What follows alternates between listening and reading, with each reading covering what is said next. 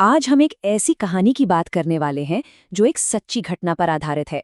इसका नाम है पुरानी हवेली का सच। तो चलिए देखते हैं कि इसके पीछे का डरावना सच आखिर है क्या। तो चलिए कहानी की शुरुआत करते हैं उस एक बात से जो सब कहते हैं कि उस जगह से अक्सर औरतों के रोने की आवाजें आती हैं।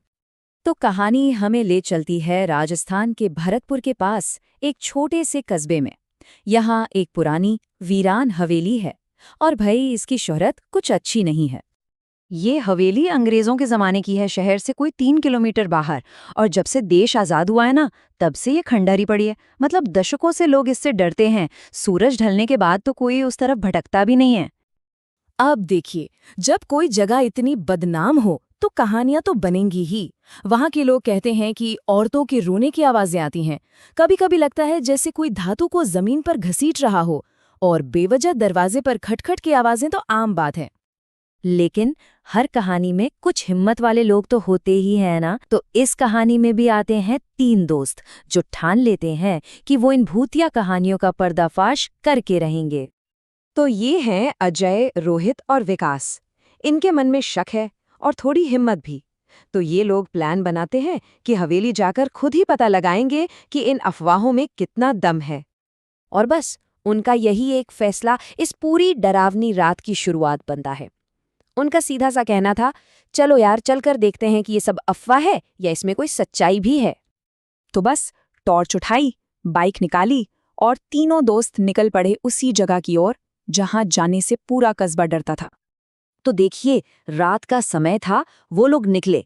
रात के ठीक 11 बजे वो उस पुरानी झाड़ियों और चमगादड़ों से भरी हवेली के सामने खड़े थे और अगले ही मिनट उन्होंने उस हवेली के बड़े से गेट को धक्का दिया। गेट खुलते ही एक आवाज आती है, चर्र।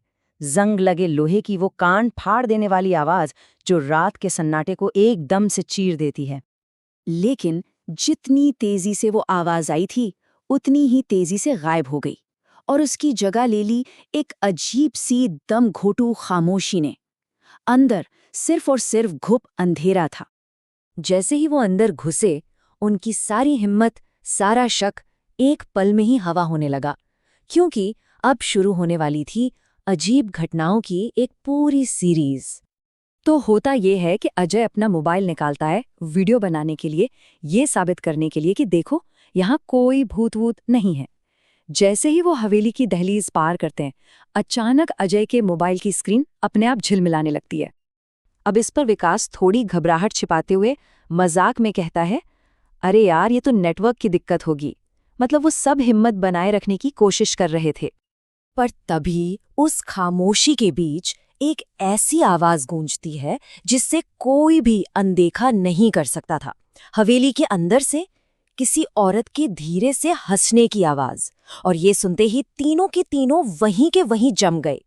अब उनके शब्दों और उनके डर के बीच का फासला साफ नजर आ रहा था। रोहित ने हिम्मत करके कहा, तो ये तो हवा की आवाज होगी। लेकिन सच तो ये था कि ये कहते हुए उसकी खुद की आवाज कांप रही थी। और फिर जो उन्होंने देखा, उसने उनके रहे सहे होश भी उड़ा दिए। टॉर्च की रोशनी जैसे ही सीढ़ियों पर पड़ी, उन्हें एक परछाई दिखी जो तेजी से सीढ़ियों से नीचे की तरफ भागी।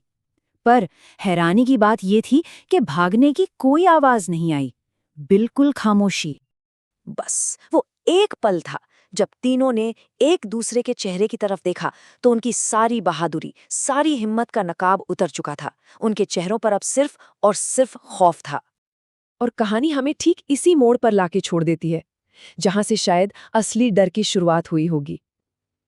सवाल तो यही है कि उस खामोश परछाई के बाद उस रात हवेली के अंदर उन तीनों के साथ आखिर हुआ क्या।